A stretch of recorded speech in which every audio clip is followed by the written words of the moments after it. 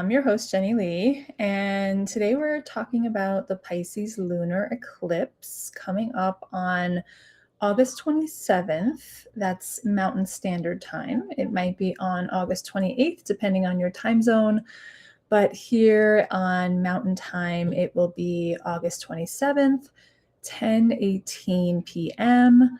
So adjust your time zone if necessary.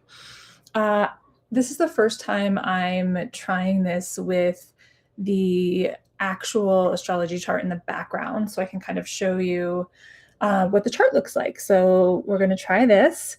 Follow along with me. Now, first, I want to talk about the fact that it is a lunar eclipse. So we just had a solar eclipse about 2 weeks ago. There's always a full moon and a new moon every 2 weeks. So the solar eclipse was a new moon, and the lunar eclipse on August 27th is a full moon. The sun and the moon oppose each other every full moon. And this month we have a deep partial lunar eclipse, which means that 93 to 96% of the moon will enter the Earth's shadow. So like full moons, lunar eclipses are climax points, just more potent and intense. So when the moon goes into shadow, the shadow side of our emotions are activated to be acknowledged, right? So that shadow part of our own emotions is being very activated. So we need to feel that shadow. We need to allow that shadow to come up within us, acknowledge it, feel it, so that we can alchemize those emotions and release them.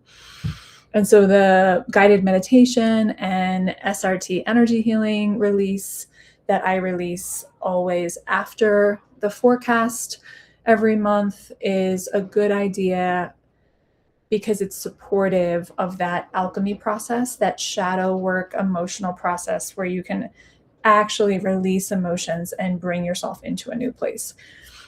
So keep your eyes peeled for that and take advantage of that if you feel called. Full moons are about release and letting go. And since this full moon eclipse is in the mutable water sign of Pisces, the sign of surrender and letting go, right? So we've got this this moon in Pisces here at 4 degrees, and it is opposing the sun in Virgo here at 4 degrees. Okay, so Pisces is all about surrender and letting go. So we're all being invited into that deep surrender place that we've been preparing for since that solar eclipse on August 12th, that new beginning point that we had that was very potent in the sign of Leo. So now we're coming into a place of completion for the lunar eclipse on August 27th or 28th, depending. So the solar eclipse was about allowing for a new beginning where we detached from what our ego wanted, right? So we had to do some really deep ego attachment work for the solar eclipse to really activate within us. And we had to rise into this higher heart place, right? To bring our hearts into a higher place through this alchemy process. Now, understanding that we're all here to offer something unique to the collective was also a part of that solar eclipse in Leo, because we had the sun and the moon together in the sign of Leo.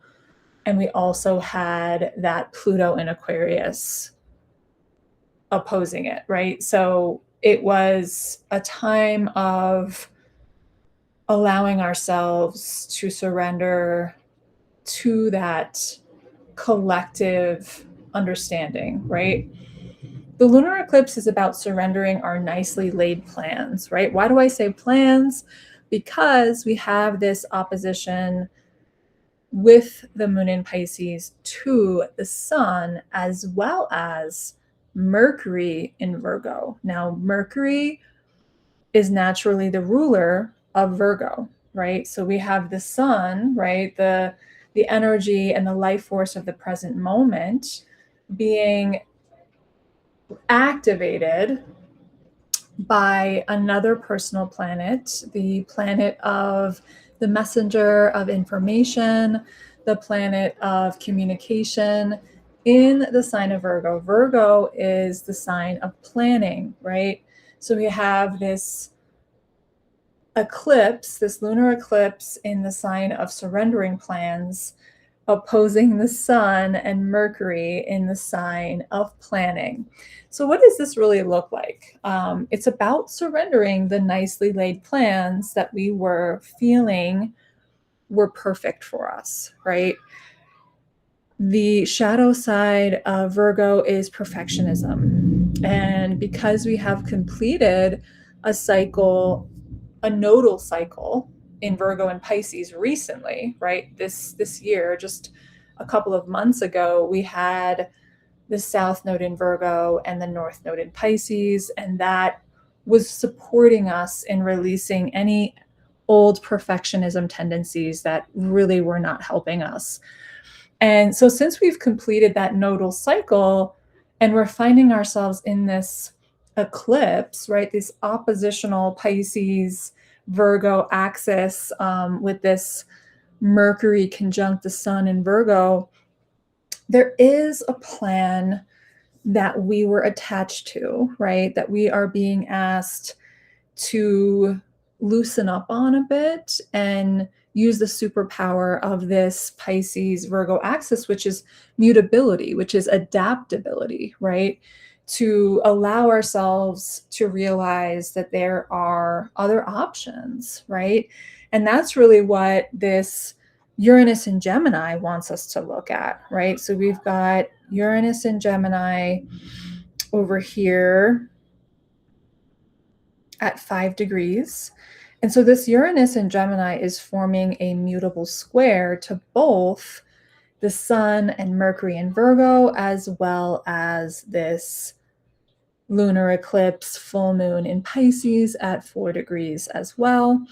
So the only mutable sign that's missing from the equation is Sagittarius, all right? And so when we have this mutable square, right? This T square going on, we always want to look to the sign that's not activated, right? The sign that's, we don't have anything going on in that sign. And so that proves to typically be the medicine for the tension of all the squares happening. Now, if we're using Sagittarius as the medicine, it's going to be about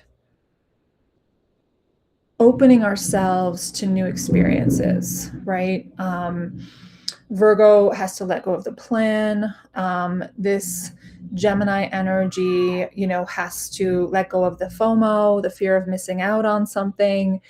This full moon in Pisces has to deeply surrender, as well as be open to a new experience, right? Which is this Sagittarius energy that we can consciously grab onto, right? And mutability is hard to grab onto because it's about something that isn't staying put.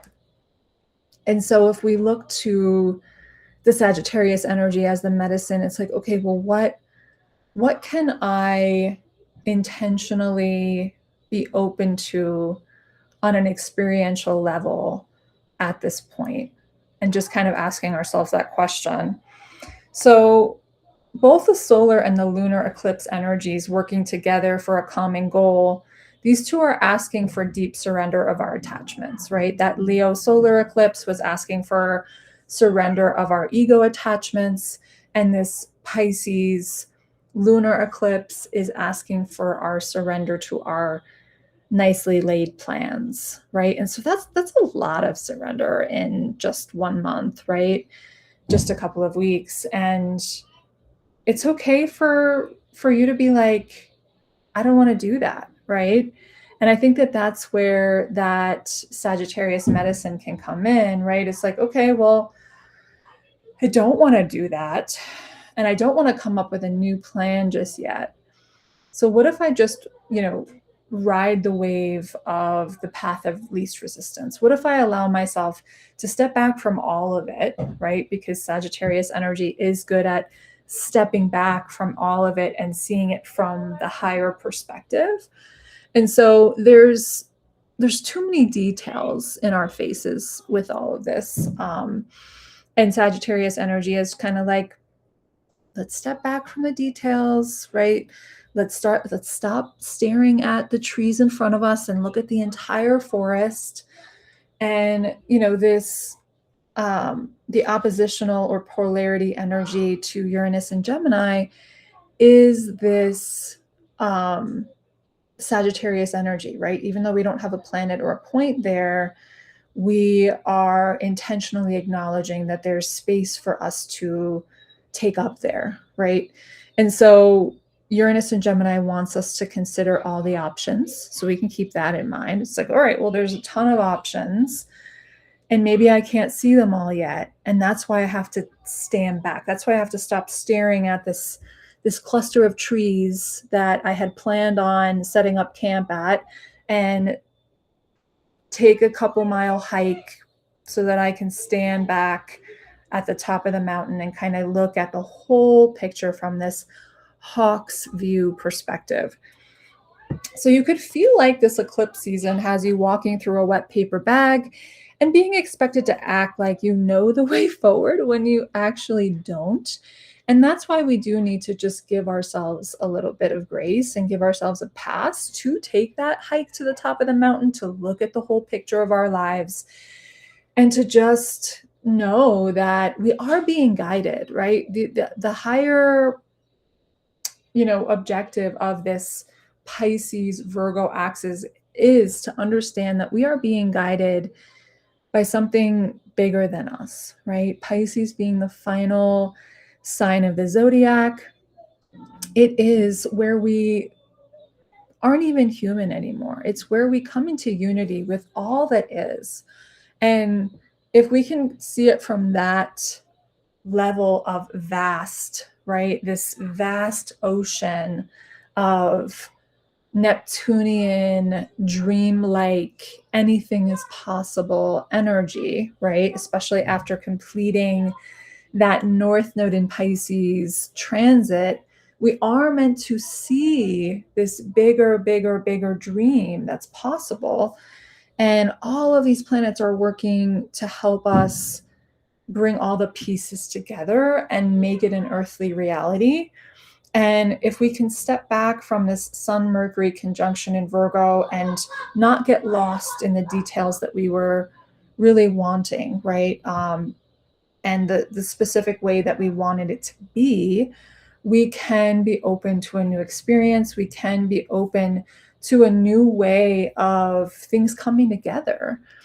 And so that's what this is really about. So we're going to talk about why this has felt like a wet paper bag experience. So the Sun in Virgo at 4 degrees, right? Conjunct that Mercury has planned something very meticulously.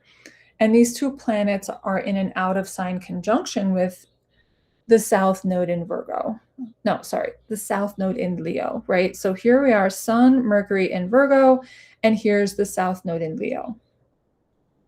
Okay, and so these three energies, right, planets and points, are in an out of sign conjunction, right? With this South Node in Leo being at 29 degrees.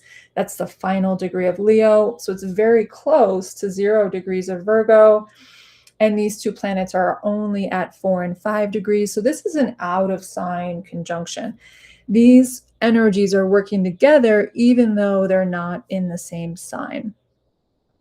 So it hints at even deeper surrender, right? Because the South Node is about surrendering what's no longer working, allowing for this straining of everything we knew before, this detoxification of what has been that can no longer be.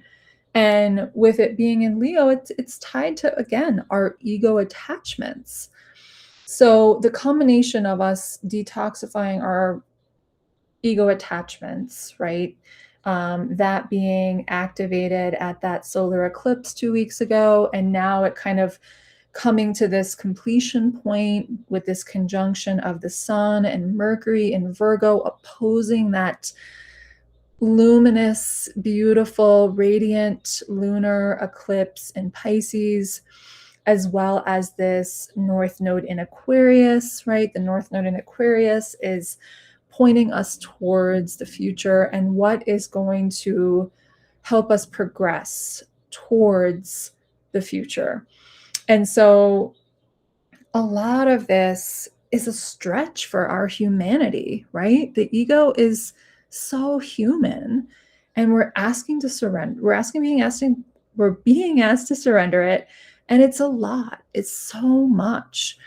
And so the moon in Pisces is holding psychic knowing, right? And this higher self guidance. Pisces connecting us with our higher self always. The conjunction with the North Node in Aquarius is giving us that boost of divine insight and drive to look toward the future instead of obsessing over the details of plans not coming together, which is that Sun, Mercury, and South Node down here in Virgo and Leo. The way that each of us experience this opposition is connected to our own natal chart energy makeup, right? So depending on your own natal astrology chart, you will be experiencing this in a unique way. If you have stronger Pisces or water sign energy in your chart, it may feel easier to trust, right? It may feel easier to surrender to what you're feeling and being able to let go despite the plans that you had. If you have the other two mutable signs, Gemini, Sagittarius, strong in your own chart, then you will feel tension, and strength is really in your adaptability. Your strength is in your adaptability. So the Sun and Mercury in Virgo, as well as the Moon in Pisces, are both squaring Uranus and Gemini. Uranus being the outer planet in the square, it holds more power in its agenda. Uranus and Gemini through this square is shouting at us, options, options. Don't forget you have options. So don't forget that there are options. There are options here now. There are options on the horizon. There are options we can't even fathom yet. And so a lot of these potent eclipse activations, it's to bring us to a place of readiness. It's to prepare us for the options that are on the horizon, that are coming towards us. So we must take a beat after we realize what plan must be surrendered in order to look around and take full stock of those options that are on the horizon and that the future is calling for. So Jupiter in Leo is continuing to expand our consciousness, right? This Jupiter in Leo at 12 degrees is continuing to expand our consciousness of what we really want now. It's in a harmonious trine with Saturn in Aries, right? So we've got Saturn in Aries here at 13 degrees of Aries, trining this Jupiter in Leo at 12 degrees. So that is a really supportive aspect, perfect for grounding our ideas, right? Anything that we want in the long term can be deeply considered and activated during this eclipse because of this trine. This is a fire trine, so it does signify fast movement, but Saturn will ground these energies enough to ensure that the movement isn't too fast where things can fall apart. We don't need that, and that's not supported in this. So these two playing nice, right? This Saturn and Jupiter playing nice is a wonderful thing in order to get us to that long-term success that we've imagined for ourselves. Uranus and Gemini forming a sextile with that Neptune in Aries. Both powerful outer planets are in air and fire signs, reminding us of our need for movement, right? So air and fire, they're about movement. There is so much in air and fire right now. And outside of this, water earth eclipse that we're in, that we're being activated by, we must keep in mind that there is so much air and fire that we're working with, and that requires some grounding. We must make movement in assessing our options and which ones feel like a yes deep in our bones. Uranus and Gemini is also trining and offering and receiving support from Pluto in Aquarius. Pluto in Aquarius here at 3 degrees. So 3 degrees and 5 degrees, that is definitely an air trine, right? So it's only 2 degrees apart. There is an air trine there. And these two change-making outer planets, both in air signs, are playing the long game with the power to create fast changes. We must work with this dynamic air trine by reminding ourselves that in our own personal lives, as well as the collective, we're in a time of permanent change. So there will not be a shortage of new options, and Uranus and Gemini is going to ensure that. And Pluto in Aquarius is here for the long game to bring us to our fully alchemized state of readiness. And so we just need to be able to get on board a little bit quicker with this air energy as well as the fire energy, which means we also need to keep checking in with ourselves and those around us about the grief process that is attached to all of these fast changes. Now, Pluto is very, very connected to the grief process. Pluto is about the cycle of death and rebirth. And so the grief process is very honored in any Pluto aspect that is coming up. And so we need to intentionally invite that in. We know that it's supported. We must make space for the grief process in all of this. So any of those quick shifts and turns we're experiencing need to be acknowledged as real, solid grief. So Neptune in Aries, here at 3 degrees, is also in a sextile with Pluto in Aquarius at 3 degrees. And so here's another fire-air aspect. We can allow for a slow burn as long as we're clear about the progress that is required day to day within ourselves in order to have that reflected back to us by the collective. Then we look over at Venus in Libra. Here we are looking at Venus in Libra at 20 degrees, connecting us with the relationships we value, right? So the relationships we value with Venus in Libra is opposing this Saturn in Aries, asking us to look at the relationships that we honor, right? So it's Venus in Libra is in an opposition with Saturn in Aries, as well as this Pallas Athena in Aries. So Pallas Athena in Aries is connecting us with our feminine, independent creativity energy. And so this opposition with Venus is asking us to look at the relationships that we honor and that we honor our independent creative nature as individuals, right? So Mars in Cancer at 5 degrees, right? So we're looking over to Mars in Cancer at 10 degrees, actually.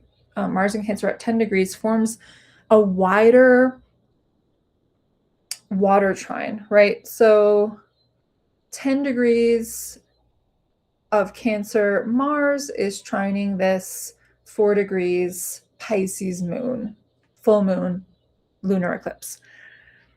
And so the water trine reminds us that we are indeed walking through the wet paper bag and still being guided, and the cardinal square can feel like pressure, right? And so when we're looking at the trine, we know that we're supported, but then we look over to the square, right, which is between Mars in Cancer and Venus in Libra, right? It's like a wider square, but it's still a square, as well as the square between Mars in Cancer and Saturn in Aries, right? So this is that T-square that we were talking about earlier, just in um, a different element, a different temperament, really, because it's cardinal. So cardinal is about leadership, and the energy that's missing in this cardinal T-square is Capricorn. And so that's the medicine. We look to Capricorn energy to ease the tension of the cardinal T-square that's happening. And Capricorn is about thinking about what's useful, what's too much, what's not going to work, right? And so if we find ourselves overwhelmed, thinking about the tension, right, that's being created, the power struggle that's being created by these cardinal planets, we can easily ask ourselves, well, what's just not going to be sustainable? And that's going to be helpful. So then we look at Dark Moon Lilith in Sagittarius here at 28 degrees of Sagittarius, which trines the South Node in Virgo, right? Which I mentioned earlier, right? So the South Node in Virgo is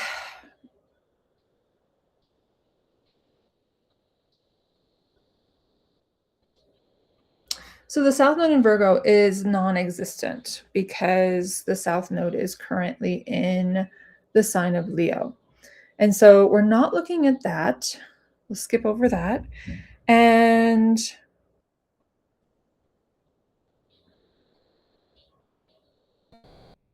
I think that that's all for today. I think that's all we're going to really look at with the Pisces lunar eclipse.